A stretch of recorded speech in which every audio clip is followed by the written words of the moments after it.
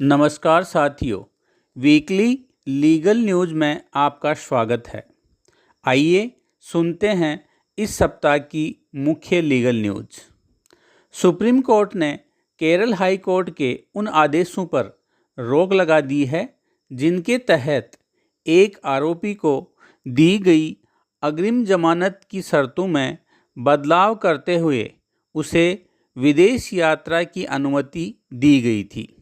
यह मामला इसलिए महत्वपूर्ण है क्योंकि आरोपी की जमानत के खिलाफ एक अपील पहले से ही सुप्रीम कोर्ट में विचाराधीन थी। एक अन्य मामले में सुप्रीम कोर्ट ने न्यायिक औचित्य पर एक महत्वपूर्ण फैसला सुनाते हुए तेलंगाना हाई कोर्ट के एक फैसले को रद्द कर दिया है। कोर्ट ने कहा कि एक खंडपीठ किसी रिट याचिका में अंतरिम आदेश से इनकार के खिलाफ दायर रिट अपील की सुनवाई करते हुए मुख्य रिट याचिका को अपने पास नहीं मंगा सकती और न ही उसका निपटारा कर सकती है। सुप्रीम कोर्ट ने हाई कोर्ट द्वारा अपनाई गई इस प्रक्रिया को गंभीर अनियमितता करार दिया, जो न्यायिक मानदंडों और औचित्य के बुनियादी सिद्धांतों के खिलाफ है।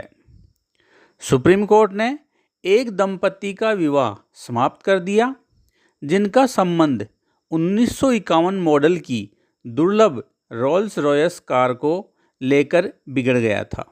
यह कार पूर्व प्रधानमंत्री जवाहरलाल नेहरू द्वारा तत्कालीन बड़ौदा की महारानी के लिए ऑर्डर की गई थी। एक मामले में सुप्रीम कोर्ट ने कहा कि एक ही संस्थान में कार्यकाल और कर्तव्यों के मामले में समान रूप से स्थित दैनिक वेतनभोगी कर्मचारियों के नियमितीकरण में चयनात्मक दृष्टिकोण अपनाना और दूसरों को इससे वंचित करना असमान व्यवहार है और समानता का स्पष्ट उल्लंघन है। सुप्रीम कोर्ट ने मध्यस्थता कानून के एक महत्वपूर्ण सिद्धांत को दोहराते हुए फैसला सुनाया है कि जो व्यक्ति हितों के टकराव के कारण मध्यस्थ बनने के लिए अयोग्य है, वह किसी अन्य व्यक्ति को एकमात्र मध्यस्थ के रूप में नामित नहीं कर सकता है।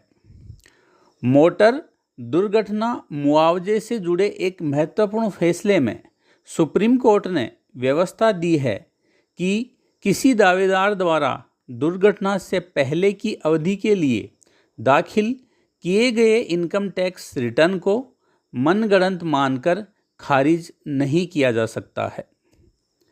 पंजाब और हरियाणा हाई कोर्ट ने सतलोक आश्रम प्रमुख संत रामपाल की उम्र कैद की सज़ा पर रोक लगा दी।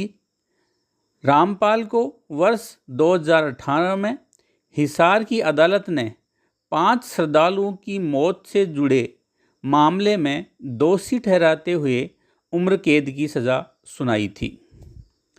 राजस्थान हाई कोर्ट ने अनुबंध कानून के एक महत्वपूर्ण सिद्धांत की पुष्टि करते हुए हाल ही में एक फैसले में कहा है कि पावर ऑफ अटर्नी अर्थात मुख्तारनामे के मालिक की मृत्यु के साथ ही मुख्तारनामा स्वतः समाप्त हो जाता है।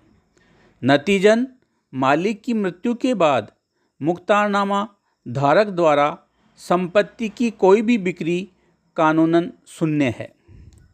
सुप्रीम कोर्ट ने पुलिस थानों में लगे सीसीटीवी कैमरों की कमी को लेकर स्वतः संज्ञान लेते हुए एक जनहित याचिका दर्ज करने का निर्देश दिया।